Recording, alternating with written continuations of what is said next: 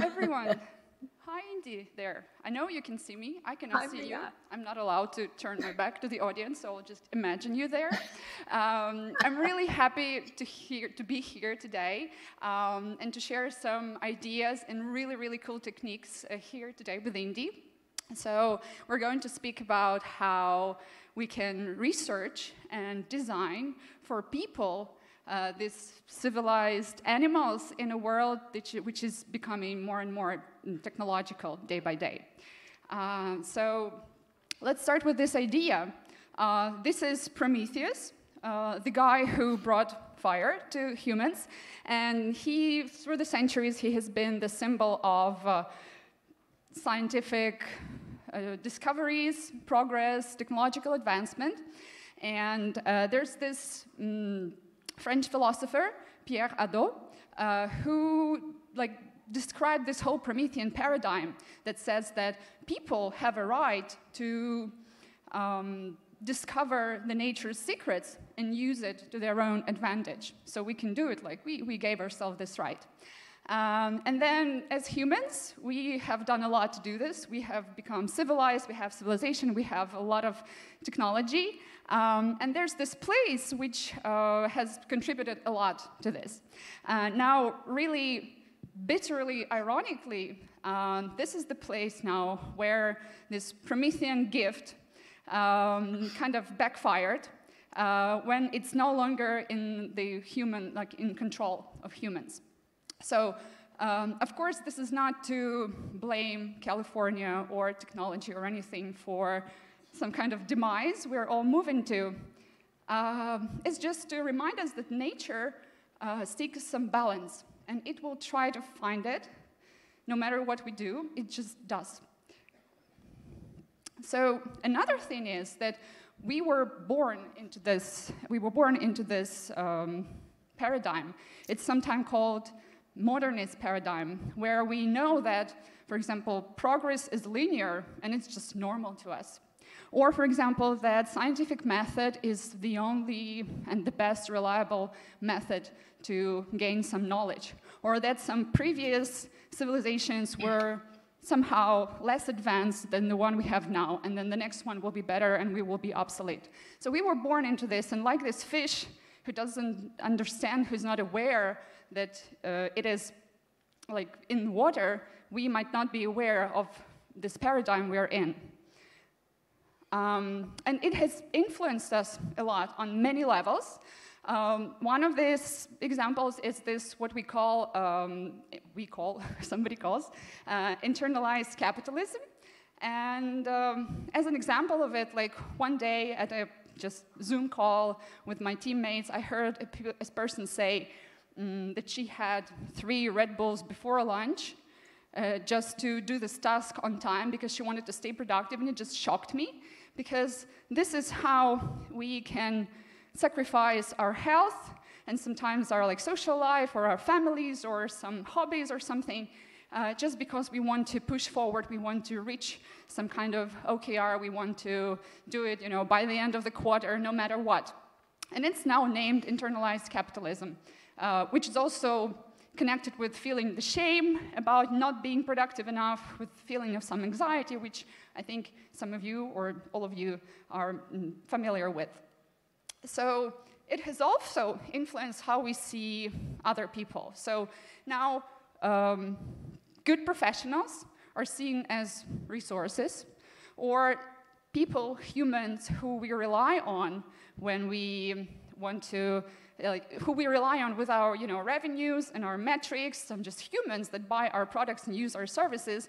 We call them users or consumers, and we're looking at them through the lens of our product or our service, not as personalities, which they are. And the same with shareholders. These are just people who can be useful to us in some way. Another piece of this puzzle is this Homo economicus myth, which says that people are rational beings and they're really good at making decisions. And it's been kind of demystified by some thinkers as well, but it's also internalized in us. We think of our users, our customers, our audience, and somebody who takes makes rational decisions.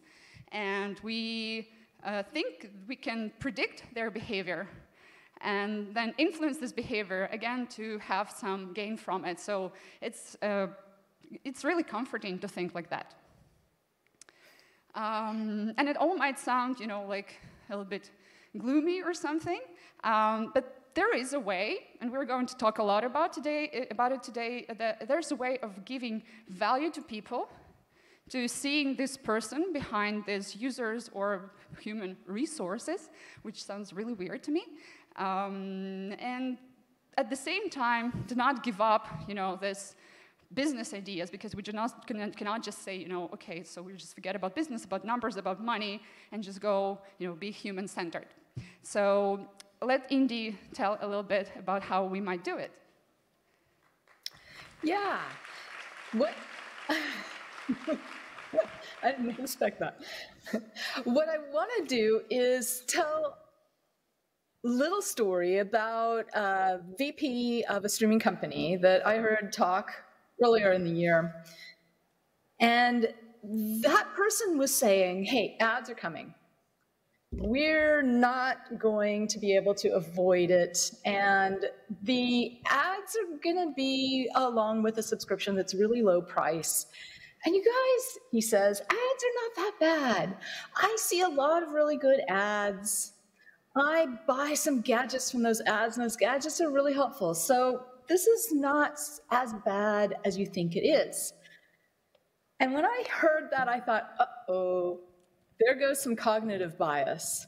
That person is thinking from their own perspective. And there are people out there who have different perspectives. Let me just give a little example. So he is buying things from ads because he has money to do it. And there are people who don't have money to just buy random things. Those people maybe have a mindset or a thinking style where they want to control their costs.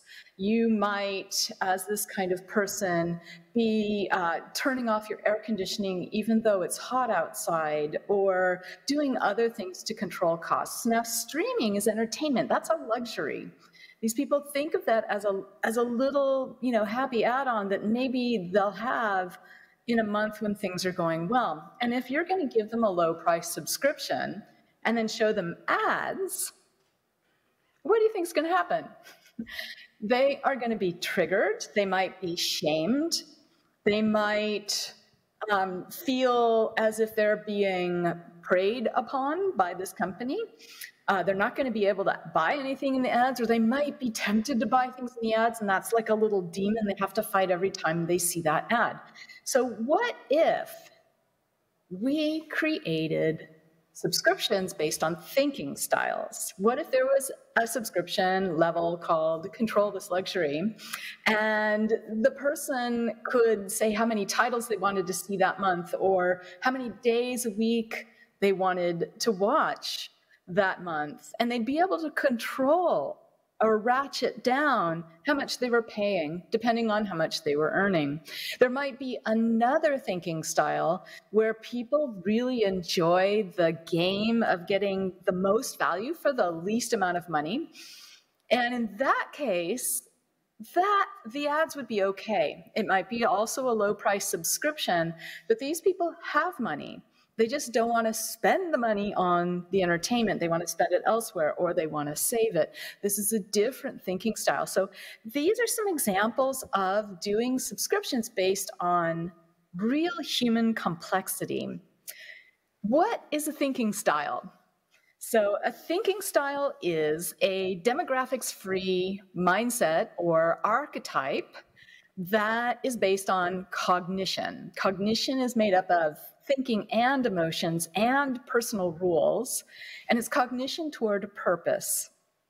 Now, these thinking styles are demographics free unless the person has some characteristics that drive that thinking or those emotions or those personal rules, like you would have when you are in a case of discrimination.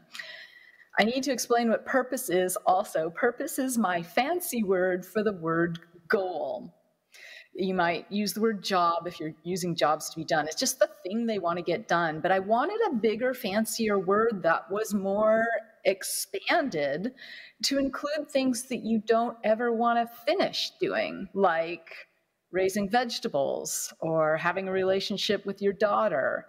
I wanted it to expand so that we could include goals where someone was still hesitating or planning or even actively procrastinating it. Like maybe you got a diagnosis from the doctor and it's a shock and you don't want it to be true. And so you sort of stop thinking that you have it for a while you get over the shock. So I wanted purpose to include all of this. And I want to give you a little demonstration of this. On the screen, we have two characters. One is a daughter and one is a mother. The daughter is going to take care of the mother because the mother just had surgery, and the daughter's probably going to take care of the mother for maybe a couple months.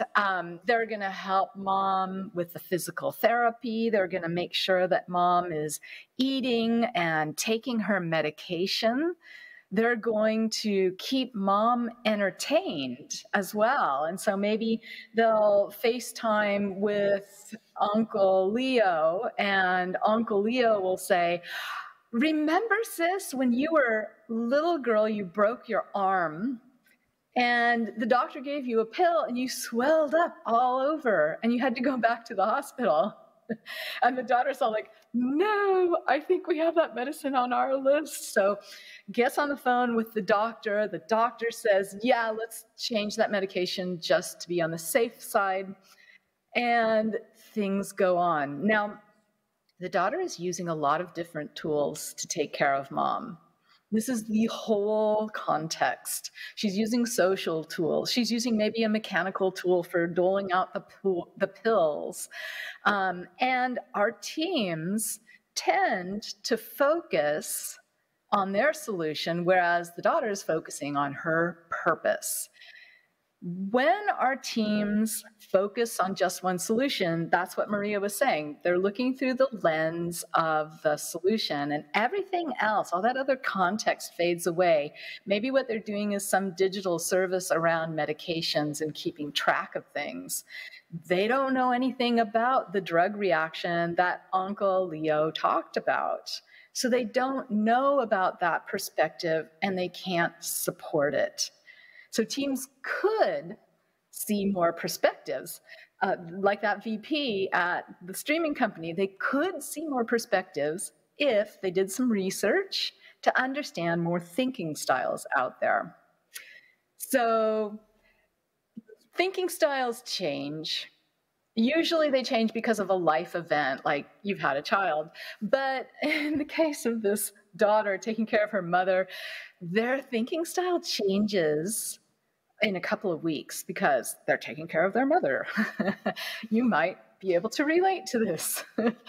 So thinking styles also help us see who does get value and who does not get value. So on the screen, I'm showing a mental model skyline where the top of it is gonna look like a little city skyline with a bunch of windows.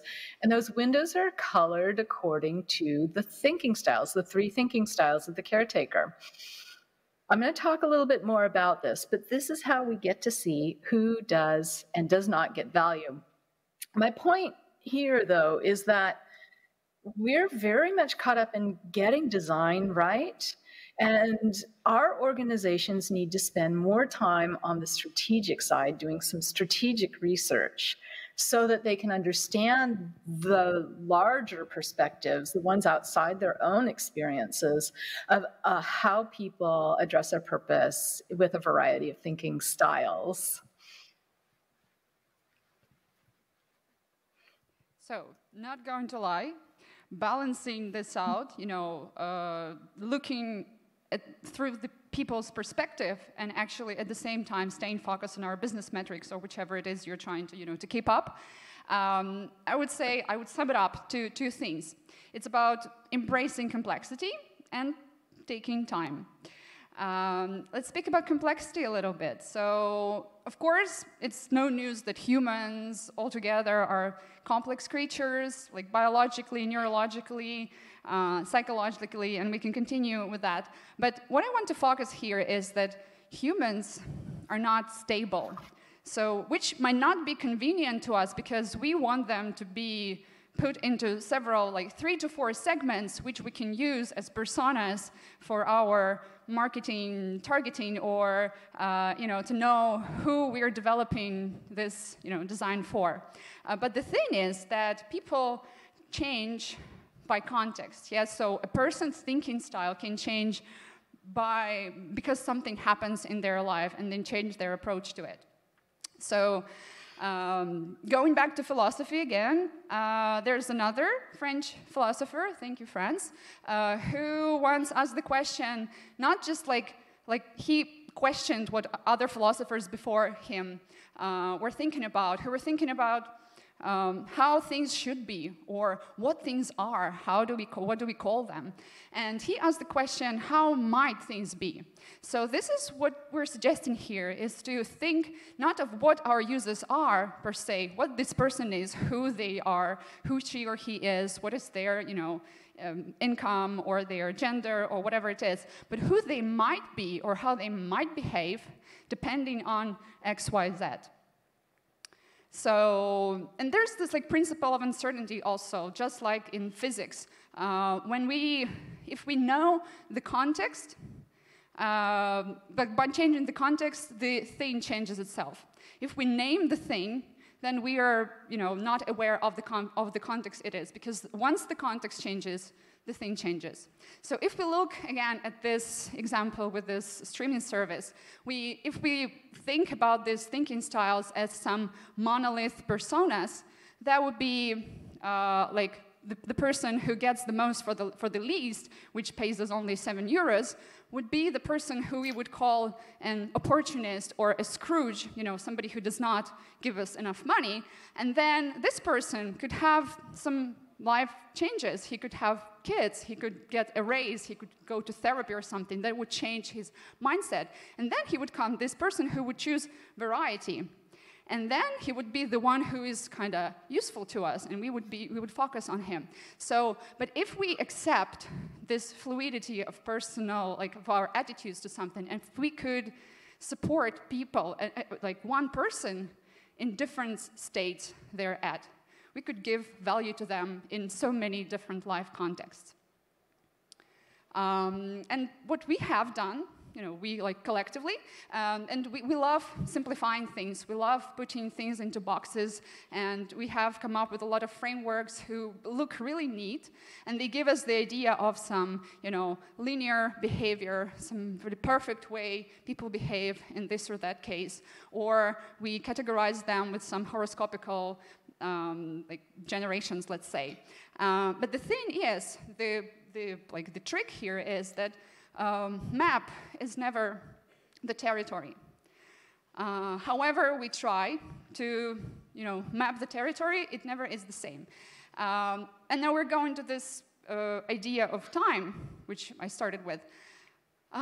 With time, of course, we can, understand this territory better. And it took centuries for us to come from here to there, right? But at the same time, even though this Google Earth or Google Maps we're using, let's say, are really, really perfect, are really, really advanced. Of course, I sometimes even get lost, when I'm using this, when I'm driving using Google Directions or something, because sometimes, it does not fit what is really around us.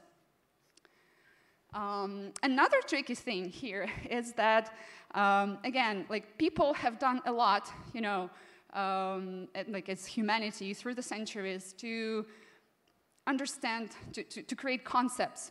And when we look at things, we want to recognize things, and it really makes our lives easier. So when I see, let's say, a chair, I do not need to think what it is, because I know its shape, I know what it's for, and I know I have a name. And it gets really, really easier to communicate and to understand what's happening around us.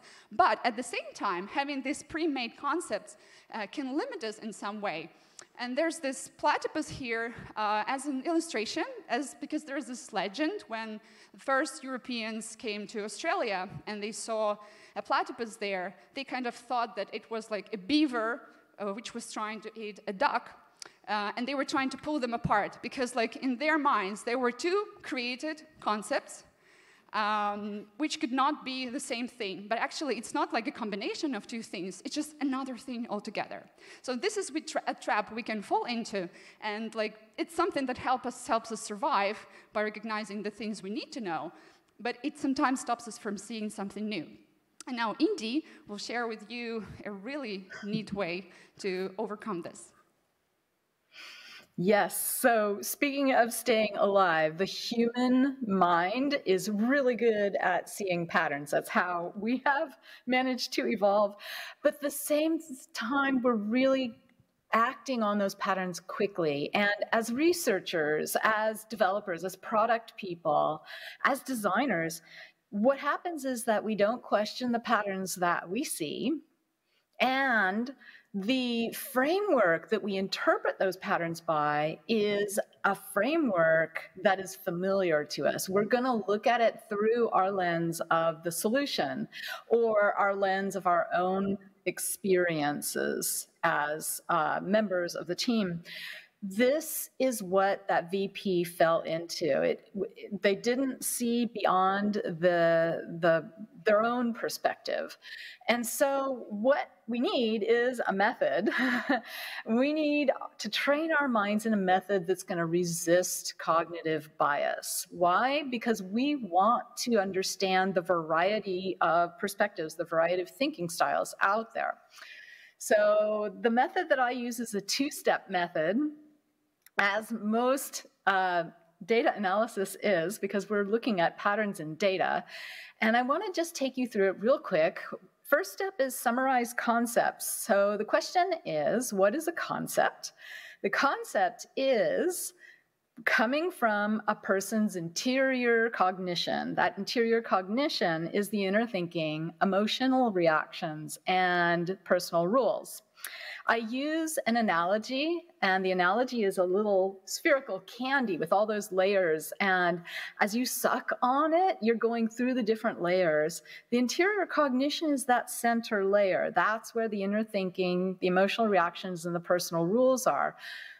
But as you explore this candy, you're also going to get descriptions and context setting and explanations why it's done this way, and statements of fact and expressions of opinion and expression of preference. And what's interesting is that in this analogy that I use, that candy is not a person. The candy is a topic that the person brought up, and the person brings up a lot of topics. This is key. So in our world, we have a lot of transcripts. And what we need to do is collect these concepts from the transcripts. We have to collect all the inner thinking, all the emotional reactions, all the personal rules.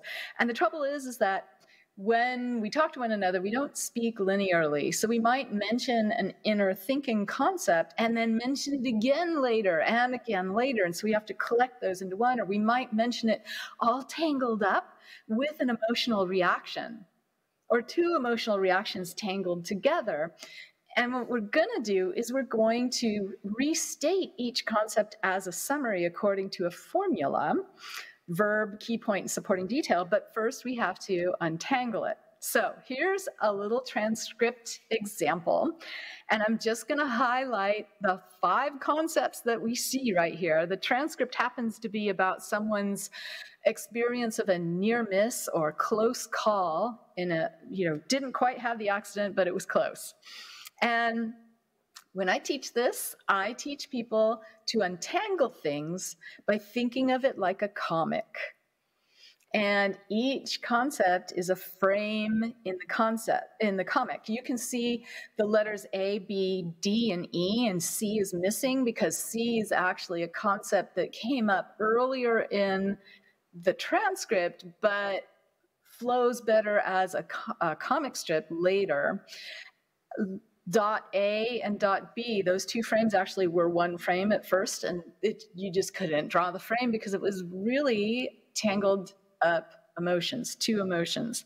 So what we do is we pull those frames, all those little quotes out into some sort of data sheet, whatever you're using, and we say, oh, look, we've got 2 implied emotions and 3 inner thinkings, and we summarize them all. So you can see the summaries in the first column. The summaries use that formula, verb, key point, and supporting details, and everything that's underlined are words that come from the quotation. So we're actually representing what people are thinking here. Now, step 2, the next step, is to find the affinities. I know that you've heard that word before. And maybe the first time you encountered it, no one told you what that meant, and you had to figure it out. But if step 1 is building puzzle pieces, step 2, finding affinities, is putting that puzzle together. And usually, people will start out by doing it using some categories, that they have some nouns, or maybe a chronology, which would be like before, during, and after. And these are categories that exist for you, and you're putting the concepts into it. That's top down. More mature researchers will code, will try to interpret, will figure out the implications. But usually when I see people doing it that way, it's still top down. They've got these ideas in their head from their org and the solution that's guiding what codes they're building. So what I use is an affinity technique that is bottom up. It's called focus of mental attention. And the whole reason for doing this is so that we can let the data say what it has to say. We can see those other perspectives out there, so we don't fall into cognitive bias. So basically, this is in your head, you're basically clipping up all those frames out of the comics and comparing each frame to every other frame. So that's a nice visual. And so what we're doing is we're taking 2 frames, we're comparing them to each other, and we're going, okay, what's the focus of mental attention here? Is it somewhat similar? And here we've got 2 focuses of mental attention, different people, but maybe, oh gosh, I feel shocked, I'm in danger. So what we do is then we put them together into a working set. So there's another visual where we've got a bunch of different pairs and triples of these frames in a working set, and we've added this new set to the bottom. So then the idea is this working set changes as you add more concepts. We might find another concept about being suddenly in danger, and it makes us want to split up the group that we've built into current danger versus past danger, or something weird like that. Then this slide is just an image of the groups becoming grouped themselves. And I have feel shocked to suddenly be in danger. The next slide is that same exact thing in the actual data sheet that we use. So the data sheet is expanded so you can see feel shocked to suddenly be in danger. And then the slide after that, you can see the reason that I have a data sheet is that I send it into a generator to generate a visualization. So the visualization is exactly what is in the data sheet. And you can see that city skyline. And if you zoom in, you will see feel shocked to be in danger. And the third tower in there is feel shocked to suddenly be in danger with those actual summaries in there. So we've got the people's voices in the visual data.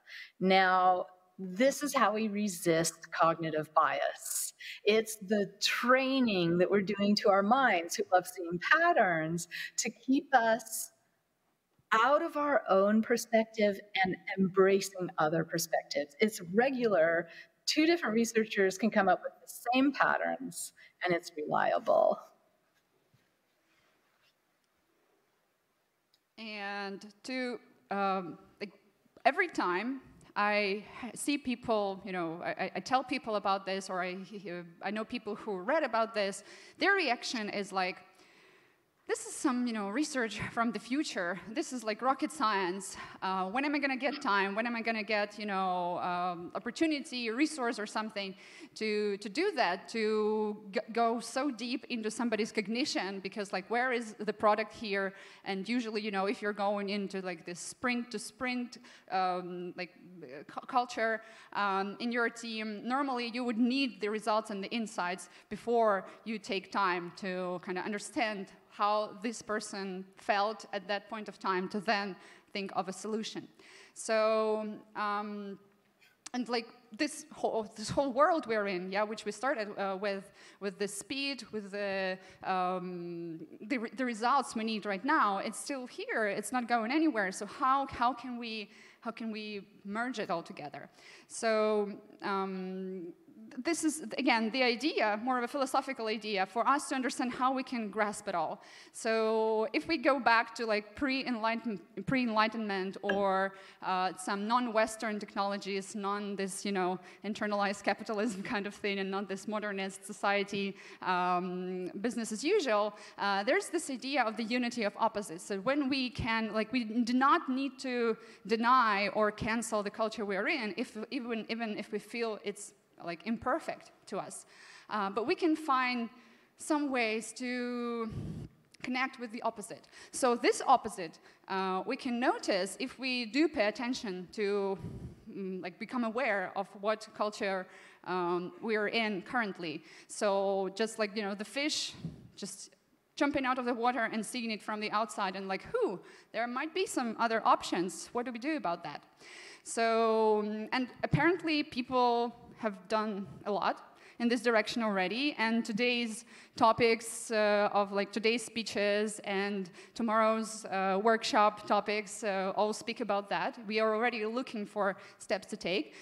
There's this idea of a regenerative culture and the consequential regenerative design, which says that we might go away from this take, make, waste cycle, and then go to the more of a resilient and not recyclable but recreational, maybe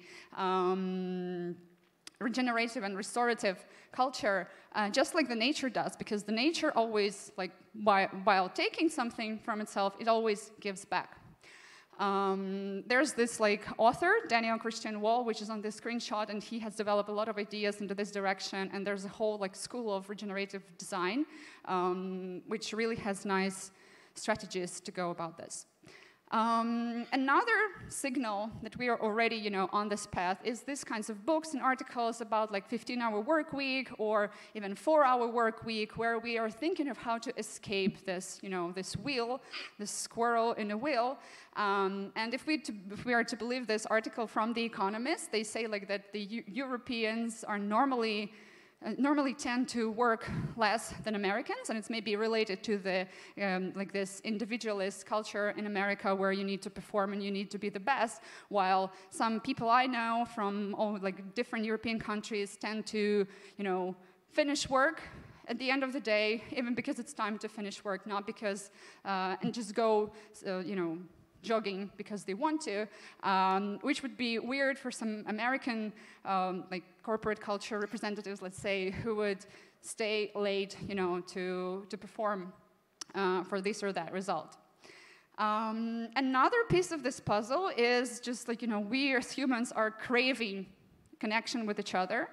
And we're pulling away from technology and from being online. An example of that is this cafe or an offline club in the Netherlands, where people just leave their phones away and they just go spend time in each other's company or, interacting with some analog things. And the most beautiful idea here is just exactly about the unity of these opposites. There's this whole white paper by John Fullerton and his team, where they described 8 principles of regenerative economy. So, which exactly does, combine the economy and all the benefits we have from, industrialism and technology and all that stuff, and try to help it recreate the best from it and leave aside something that might be like destructive. Again, so going back to us humans, us researchers, us designers, us strategists, how can we do it in our org? Yeah, because of course, yeah, the trend is here. The thing that we have, like today, I bought this book here about like this slow style enterprise, which I'm really keen to read.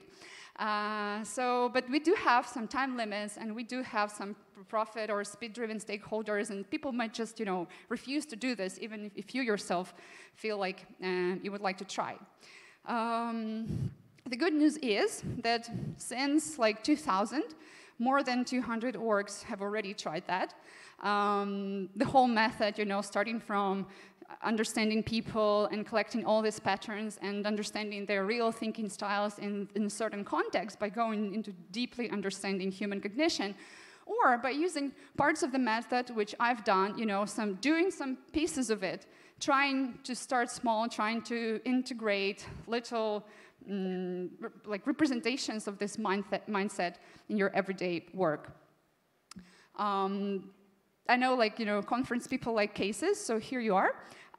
There's this Ukrainian pet food manufacturer who are like market leaders. They have lots of more than 5 products in their brand profile. And one day, this marketing director, he just understood that doing business as usual and just selling more of this product, trying to sell more and more of it, does not work anymore. So the old ways are not working anymore. So he wanted to work on this business brand strategy.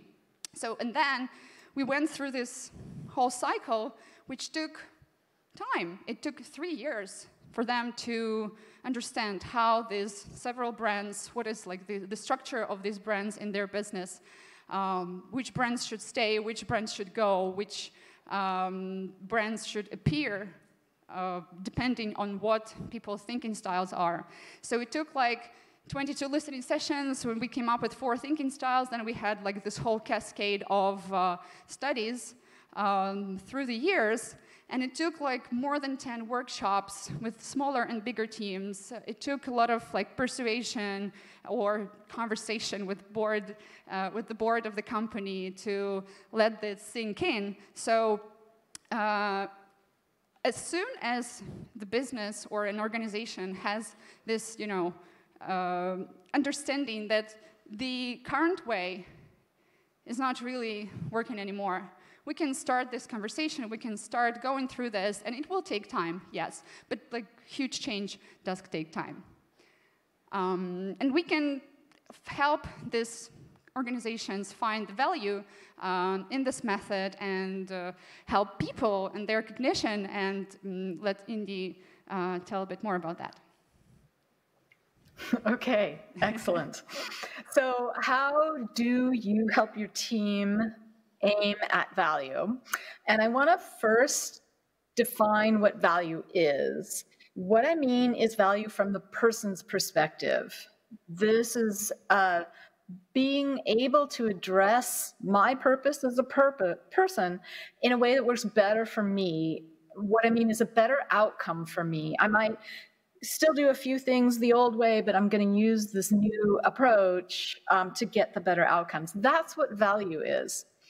So I want to tell you a story about providing better value, better outcomes for people. And this is a story about a service org that helps founders start a business. And it's a very specific group of people. This service org has a mission to close racial and gender wealth gaps in a very particular area.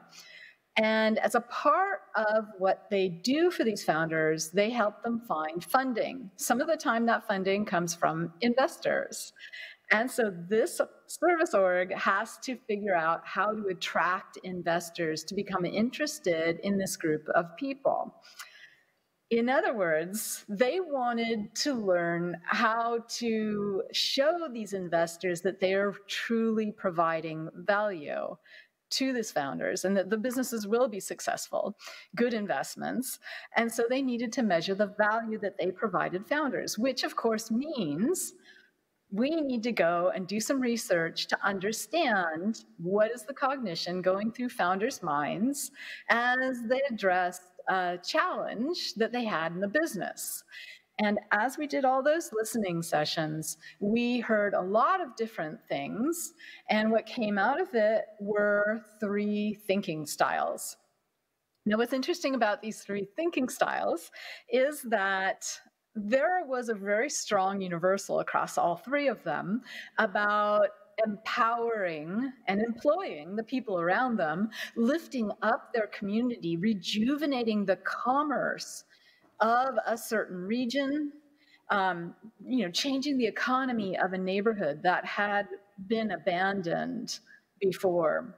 So these were the reasons these founders sort of had at their heart.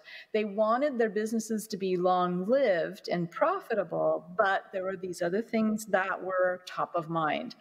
Now, the other thing that came out of the research was a mental model skyline. And this one, you can see it actually wraps 3 times because it's so long.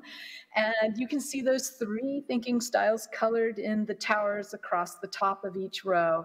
And you can see some bright sticky notes lined up underneath some of the towers on each row. And those bright sticky notes represent the services that org provides founders. So what's interesting is that as we looked at this, they're lined up underneath towers that the service org does help with, and they did a pretty good job, generally, except in one area, which was called Prepare My Pitch. Now, this was specifically in arranging funding with investors. And the service org folks told me, yeah, we're having trouble training people to speak the words that the investors want to hear, to act in a way that the investors prefer to see. And so we just need to train these founders a little bit better, and they'll get more of money, more successful pitches. And I'm all like, I don't think that's what I heard those guys saying.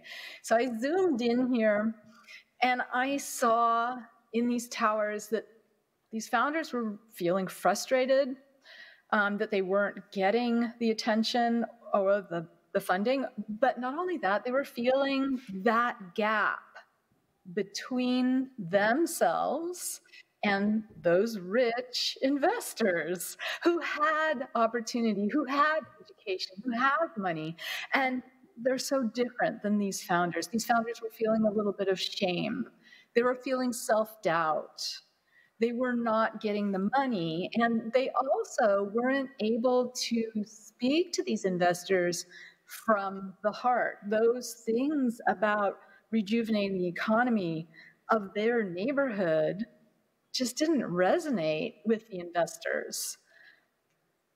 And so the team at that service org said, yeah, we need to train them better. And I'm like, how do I convince them that there's an opportunity here? So what I did was I took measurements of how well each of those sticky notes underneath the towers supported the thinking in the tower, and I measured it by thinking style. There's 3 colors here in that graph.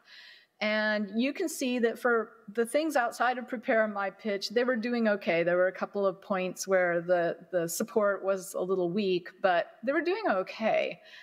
But when it came to Prepare My Pitch, they were actually harming people. When they're causing shame, that's harm. When they're causing self-doubt, that's harm. And when the team saw this, they're thinking, I think I see your point now. What we can do maybe is change the way we attract investors, or change the types of investors that we come looking for, who are already interested in changing the region, the economy of that little area, those things that are at the heart, employing more people, giving people opportunity. That is the kind of investor that we need. We also need to train the investors to become more aware of the inequalities and the lack of opportunity that people have had, and to be able to speak to that and hear what those founders have to say.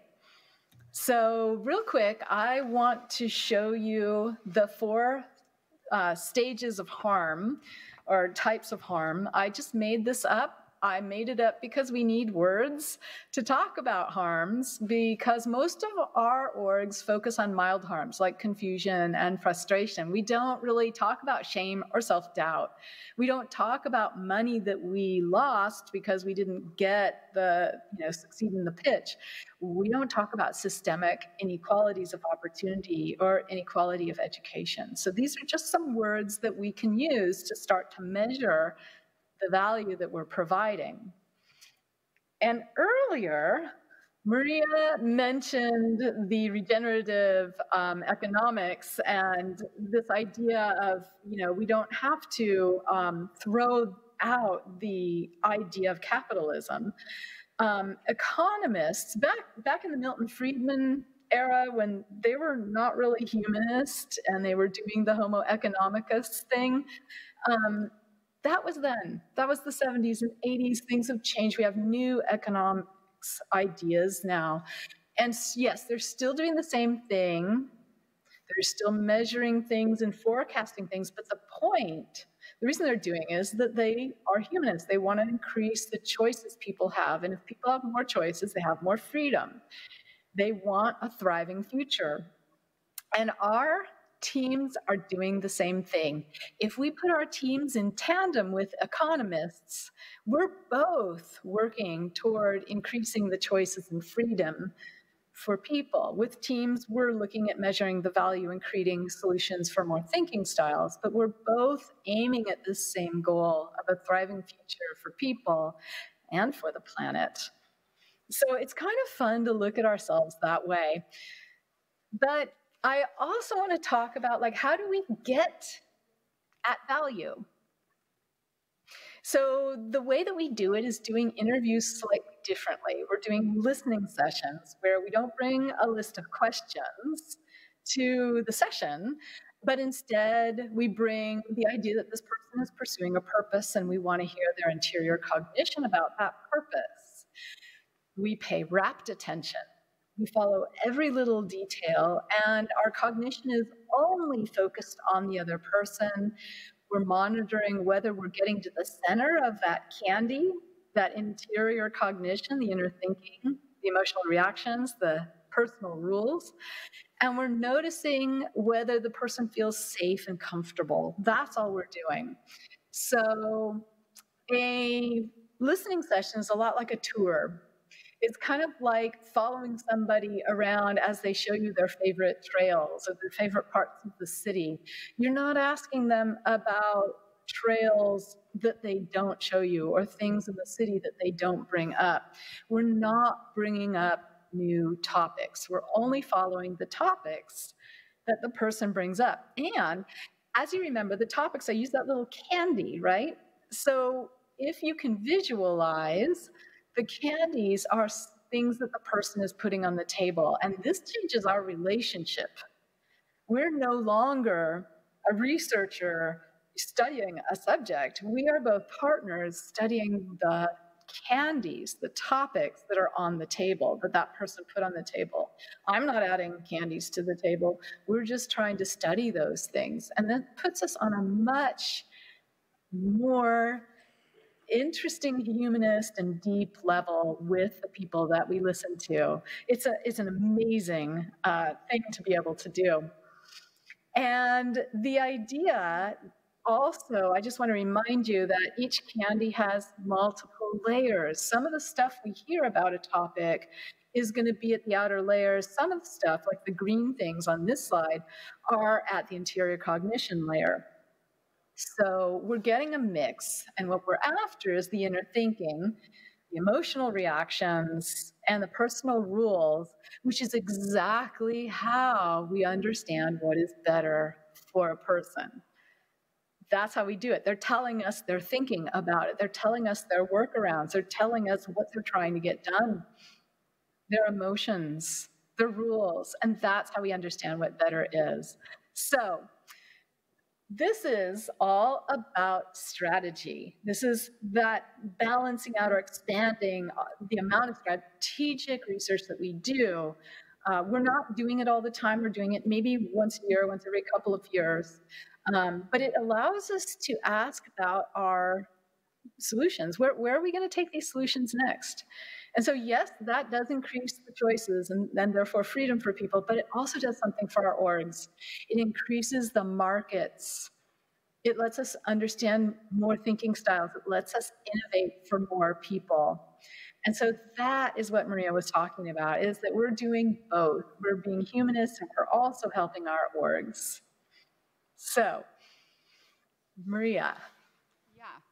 I know it does sound intimidating. It looks like a lot of, graphs, a lot of work, a lot of listening sessions, a lot of transcripts, and a lot of time. And it is so. I'm not going to lie.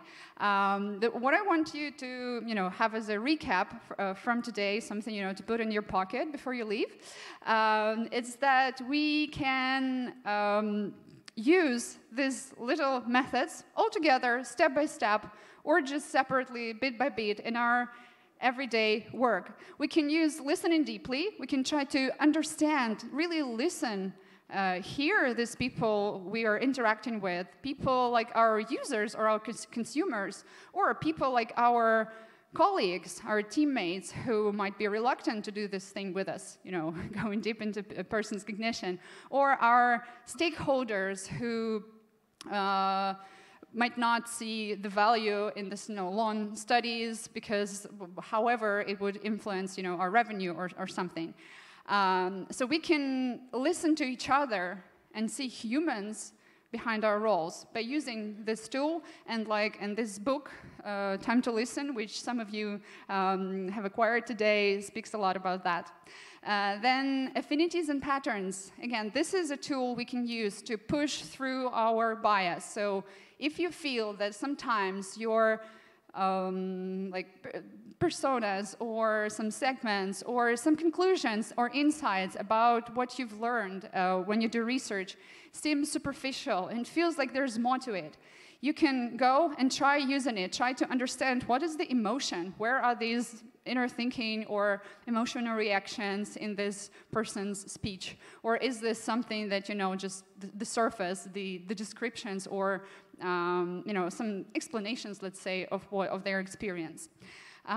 We can use the mental model Skyline. It's a really nice tool, actually, to persuade your stakeholders because it looks really, really, big, huge. It shows the work done and a lot of effort put into it. And it is also a really nice visual tool where we can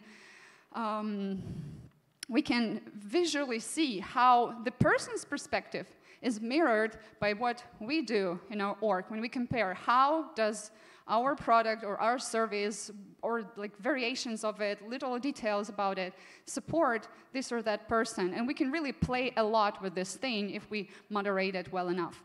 And then finally, thinking styles is about remembering that people, again, we and them, your users, we all together, we are not wax figures.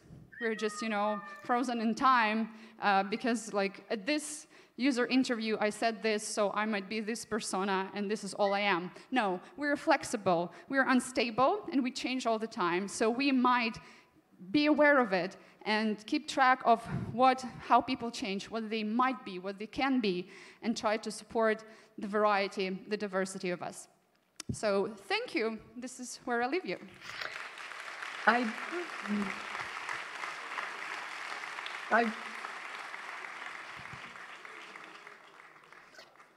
want to say happy solstice to everyone because today is solstice and I've got a 50% off sale on the 2 courses where I teach that affinity approach that I talked about. So here's a little link to it if you're at all interested. And happy solstice, the long day.